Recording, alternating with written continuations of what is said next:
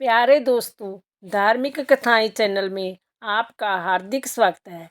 आज मैं अपनी वीडियो में शनिवार की कथा सुनाने जा रही हूँ। इस दिन शनि की पूजा होती है। काला तिल, काला वस्त्र, लोहा, काली मूंग शनि को विशेष प्रिय है। शनि का कष्ट दूर करने के लिए शनिवार की कथा को जरूर सुनना चाहिए। हर व्यक्ति के जीवन में शनि देव की अहम भूमिका होती है। अगर कुंडली में शनि सबसे अच्छी स्थिति में है तो जय व्यक्ति को बहुत ही कम समय में बड़ी सफलता देता है। इसलिए हर संभव प्रयास करके शनि को प्रसन्न करना चाहिए। प्यारे दोस्तों, यदि आपने मेरा चैनल धार्मिक कथाएं लाइक और सब्सक्राइब नहीं किया तो जरूर करें। बेल आइकन दबाना ना भूलें ताकि आने वाली सभी वीडियोज की जानकारी आपको सबसे पहले हो सके। वीडियो को पूरी सुनने के बाद कमेंट बॉक्स में जय शनिदेव लिखना ना भूलें। वीडियो को ज़्यादा से ज़्यादा शेयर करें। शनिवार की कथा। एक बार नवग्रहों में बहस हो गई कि नवग्रहों में सबसे उत्तम ग्रह कौन है। इस बात के निष्कर्ष पर पहुंचने के लिए सभी देवता देवराज इंद्र के पास पहुंच गए। उन्होंने कहा, हे देवराज, अब आप ही निर्णय करें कि हम सब में से बड़ा कौन है। देवताओं द्वारा पूछे गए सवाल से देवराज इंद्र उलझन में पड़ गए। इंद्रदेव ने कहा कि मैं इस प्रश्न का उत्तर नहीं दे सकता, मैं असमर्थ हूँ। इस सवाल का जवाब पाने के लिए वो सभी पृथ्वीलोक में उज्जैनी नगरी के राजा विक्रमादित्य के पास गए। राजा विक्रमादित्य के महल पहुंचकर सभी देवताओं ने प्रश्न किया। इस पर राजा विक्रमादित्य भी संजम में पड़ गई। वो सोच रहे थे कि सभी के पास अपनी अपनी शक्तियां हैं, जिसके चलते वो महान है। अगर किसी को छोटा या बड़ा कहा गया तो उन्हें क्रोध के कारण काफ़ी हानि हो सकती है। इसी बीच राजा को एक तरीका सूझा। उन्होंने 9 तरह की धातु बनवाई, जिसमें स्वर्ण, चांदी, कांसी, तांबा, शीशा, रांगा, जस्ता, अबरख व लोहे शामिल थे। राजे ने सभी धातुओं को एक एक आसन के पीछे रख दिया। इसके बाद उन्होंने सभी देवताओं को सुहासन पर बैठने के लिए कहा। धातुओं के गुण के अनुसार सभी आसनों को एक दूसरे के पीछे रखकर उन्होंने देवताओं को अपने अपने सुहासन पर बैठने को कहा। जब सभी देवताओं ने अपना अपना आसन ग्रहण कर लिया तब राजा विक्रमादित्य ने कहा, इस बात का निर्णय हो चुका है। जो सबसे पहले सिंहासन पर बैठा वही बड़ा है। यह देखकर शनि देवता बहुत नाराज हुए। उन्होंने कहा, राजा विक्रमादित्य, यह मेरा अपमान है। तुमने मुझे सबसे पीछे बिठाया है। मैं तुम्हारा विनाश कर दूंगा। तुम मेरी शक्तियों को नहीं जानते हो। शनि ने कहा, एक राशि पर सूर्य 1 महीने, चंद्रमा 2.25 दिन, मंगल 1.5 महीने, बुध और शुक्र 1 महीने, बृहस्पति 13 महीने रहते हैं। लेकिन मैं किसी भी राशि पर 7.5 वर्ष रहता हूँ। मैंने अपने प्रकोप से बड़े बड़े देवता को पीड़ित किया है। मेरे ही प्रकोप के कारण श्री राम को वन में जाकर रहना पड़ा था, क्योंकि उन पर 7.5 थी। रावण की मृत्यु भी इसी कारण हुई। अब तू भी मेरे प्रकोप से नहीं बच पाएगा। शनिदेव ने बेहद क्रोध में वहां से विदा ली। वही बाकी के देवता खुशी खुशी वहां से चले गए। इसके बाद सब कुछ सामान्य ही चलता रहा। राजा विक्रमादित्य पहले की तरह ही न्याय करते रहे। एक दिन ऐसे ही बीतते रहे, लेकिन शनिदेव अपना अपमान नहीं भूले। एक दिन राजा की परीक्षा लेने शनिदेव घोड़े के व्यापारी के रूप में राज्य पहुंचे। जब राजा विक्रमादित्य को इस बात का पता चला तो उन्होंने अपने अश्वपाल को कुछ घोड़े खरीदने के लिए भेजा।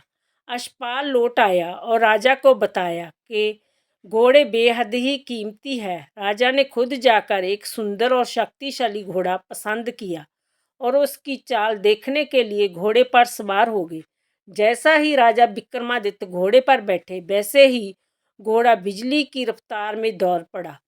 घोड़ा राजा को एक जंगल में ले गया। वहां जाकर राजा को नीचे गिरा दिया और कहीं गायब हो गया। राजा राज्य का रास्ता ढूंढने के लिए राजा जंगल में भटकने लगा, लेकिन उसे कोई रास्ता नहीं मिला। कुछ समय के बाद उसे एक चरवाहा मिला। भूख प्यास से परेशान उस राजा ने चरवाहे से पानी मांगा। चरवाहे ने उसे पानी दिया और राजा ने उसे अपनी एक अंगूठी दे दी। रास्ता पूछकर राजा जंगल से निकल गया और पास ही मौजूद एक नगर में पहुंच गया। एक सेठ की दुकान पर राजा ने कुछ आराम के लिए रुका। वह सेठ से बातचीत करते हुए उसने बताया कि वह उज्जैनी नगरी से आया है। राजा कुछ देर तक उस दुकान पर बैठा रहा। जितनी देर तो वह बैठा, सेठ जी की काफ़ी बिक्री हो गई। सेठ ने राजा को बहुत भाग्यवान समझा। सेठ ने राजा को अपने घर खाने पर आमंत्रित किया। सेठ के घर में एक खूंटी पर सोने का हार लटका था। उसी कमरे में वो राजा को छोड़कर बाहर चला गया। कुछ समय के बाद खूंटी उस सोने को हार को निगल गई।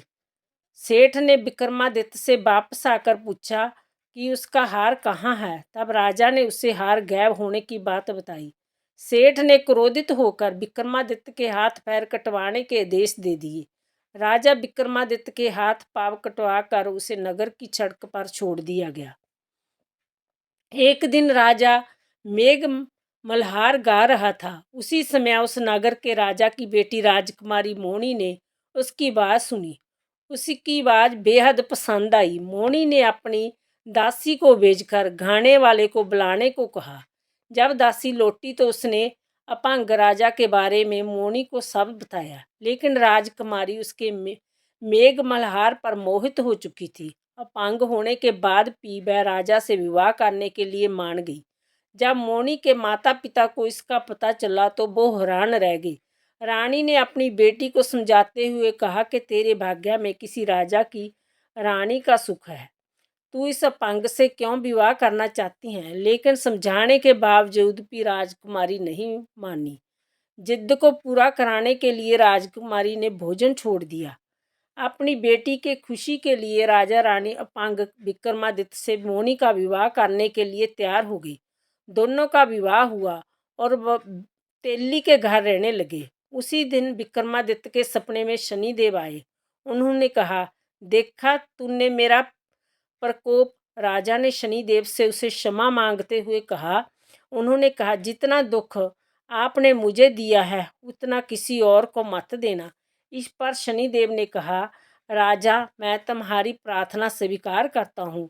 जो कोई व्यक्ति मुझे पूजेगा, व्रत करेगा और मेरी कथा सुनेगा, उस पर मेरी कृपा दृष्टि बनी रहेगी। सुबह जब राजा विक्रमादित्य की नींद खुली, उसने देखा कि उसके हाथ पांव वापस आ गए हैं। उन्हें मन ही मन में शनिदेव को नमन किया। राजकुमारी भी विक्रमादित्य के हाथ पैर देखकर हैरान रह गई।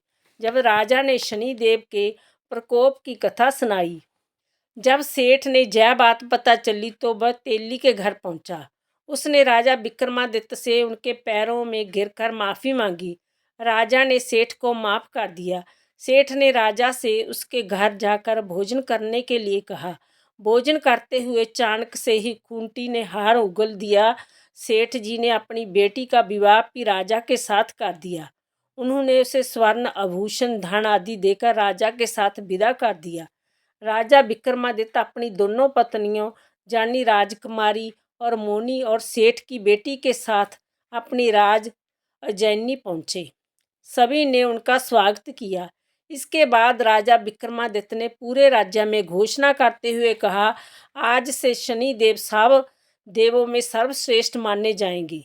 साथ ही शनि देव का व्रत करें और व्रत कथा जरूर सुने। जय सुनकर शनि देव बहुत खुश हुए। व्रत करने और व्रत कथा सुनने से शनि देव की कृपा रहने लगी और लोग आनंदपूर्वक रहने लगे। बोलो शनि देवता की जय।